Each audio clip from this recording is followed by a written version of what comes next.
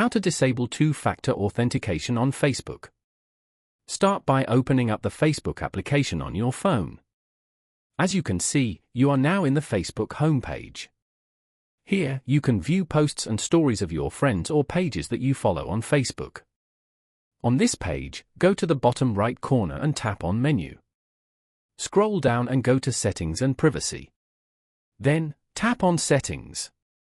Once you're here, go to Account Center. Scroll down to the Account Settings section and tap on Password and Security. Now, go to the Login and Recovery section. Tap on Two-Factor Authentication. Here, choose an account to set up two-factor authentication. Once you're here, tap on SMS or WhatsApp.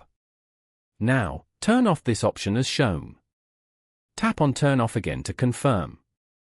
If you turn off two-factor authentication, your account will no longer have an extra layer of protection. Your two-factor authentication via SMS or WhatsApp is now off. You can always turn it back on from here whenever you want.